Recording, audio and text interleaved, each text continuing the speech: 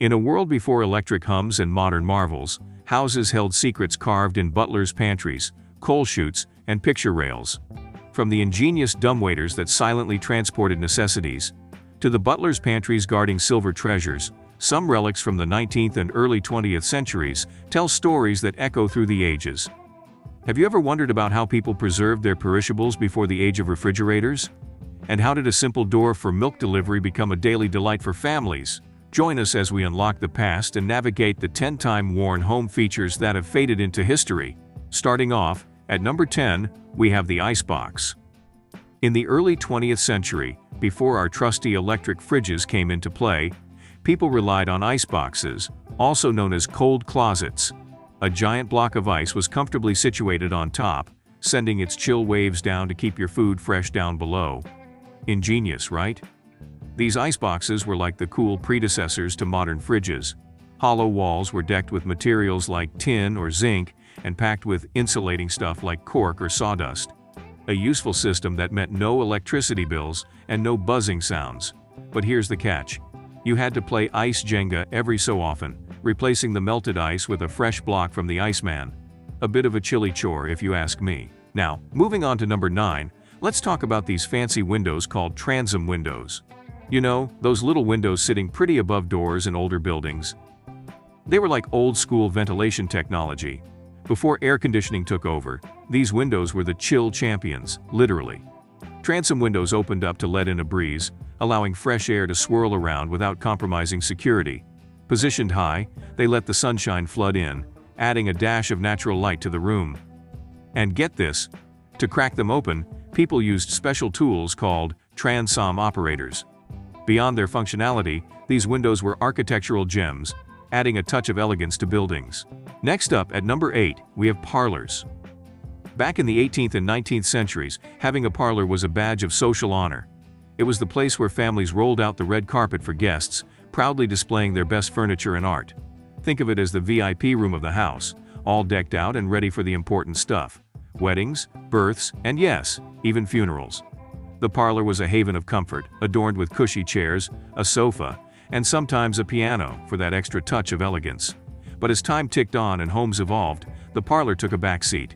TVs and other modern entertainment barged in, and the parlor transformed into what we now call the living room. Still, let's take a moment to appreciate the days when homes had a designated space to flaunt their best and gather for the significant moments in life. The parlor may be a relic of the past, but its spirit lives on in the heart of our living rooms today. Shifting gears, at number 7, we have the servant quarters.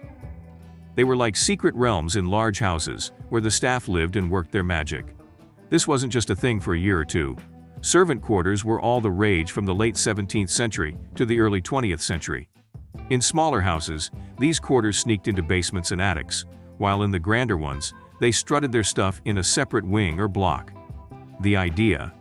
Keep the helpers close to where the action was, but out of the spotlight. Servants' quarters weren't just rooms, they were time capsules, telling stories of class distinctions and how they waltzed through history, changing over time. Now, at number 6, let's talk about washstands. Imagine a world where indoor plumbing was a luxury, and your morning or bedtime routine involved a wooden table or cabinet holding a wash basin and water pitcher. That's the washstand for you. Usually dressed in mahogany or walnut, this small wonder was the go-to for washing up before the days of sinks and running water. Every morning, people would gather around their trusty washstands, splashing water from the pitcher into the basin and performing their daily ritual. But as technology progressed and indoor plumbing became the norm, the humble washstand and pitcher took a bow and stepped out of the limelight. They became relics of a bygone era, a testament to how daily routines transformed with the march of progress. Moving on, at number 5, we have the coal chute. Back before electricity ruled the world, these chutes were the lifeline of many homes. Try to imagine your house, a Victorian beauty, standing tall and proud with a little secret in its foundation wall. The coal chute. Crafted from sturdy metal, it wasn't just a piece of the building, it was a portal to warmth. With a hinged door, it opened to a slanted tunnel, a direct path for coal trucks to roll in and deliver the week's fuel. Coal tumbled down the chute, finding its way to a special room in the basement, right next to the furnace. Even today, those basement walls might wear a badge of honor, stained black from years of coal deliveries, proof of a time when this black gold fueled homes. Now, not every home was lucky enough to have a coal chute. For those without, enter the lumpers, workers carrying coal in wheelbarrows or bags, making sure the warmth kept flowing. But, in the lap of luxury, wealthy homes flaunted the Riley Stoker, a nifty device that played matchmaker between coal and furnace, eliminating the need for manual shoveling. Next up, at number 4, meet the star of the electrical scene, knob and tube wiring. From the 1880s to the 1930s, buildings were wired with single insulated copper conductors running through wall or ceiling spaces, held in place by porcelain insulating tubes and knobs. It was the budget-friendly option of its time, but it had its quirks, like no safety grounding conductor and a vulnerability to mechanical damage. As homes craved more electricity, knob and tube wiring faded away, making room for safer and more modern electrical systems. Now, at number 3, let's open the door to the past, literally. Here comes the milk doors, a genius solution in the era before refrigerators. Imagine a small, two-way insulated door built right into your home's wall. Every morning, the milkman would work his magic, placing fresh milk into these mini cubbies from outside. And there it was. Inside, homeowners could grab their daily dose without stepping out into the wild. It wasn't just convenient, it was a game changer, keeping the milk safe from nosy animals and the occasional milk-thieving bandit. These milk doors were a big deal in a time when supermarkets weren't on every corner, and refrigeration was a futuristic dream. They made life a little simpler, ensuring that a daily staple arrived right at your doorstep, hassle-free. Moving on to number 2, we have the butler's pantry.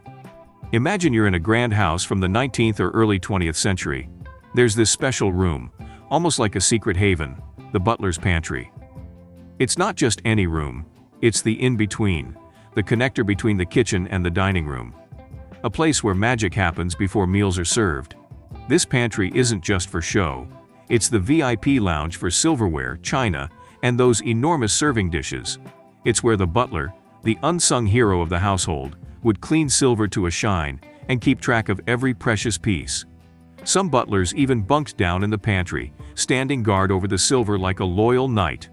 Fast forward to today, and butlers' pantries still have a place in some homes.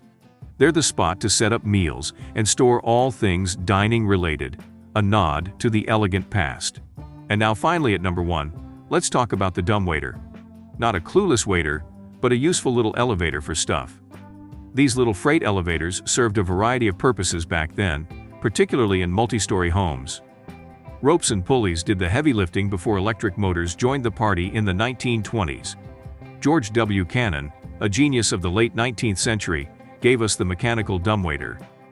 Unlike its big sibling passenger elevators, these guys handled loads of a couple hundred pounds, making life easier in large homes and buildings. Laundry, food, and odds and ends. The dumbwaiter transported them all, silently bridging the gaps between floors. Imagine having a dumbwaiter in your home. What would you use it for? Food, laundry, or something else? So, as we revel in the convenience of our modern abodes, let's take a moment to appreciate the whispers of history that linger in every nook and cranny. After all, the past has a way of making our present all the more rich and fascinating. Which of these historical home features would you love to see make a comeback today? Do you have a memory or experience related to any of these historical elements in homes? Leave your answers in the comments section below. And don't forget to like this video and subscribe to our channel if you haven't already. Thank you for watching. We'll see you guys soon.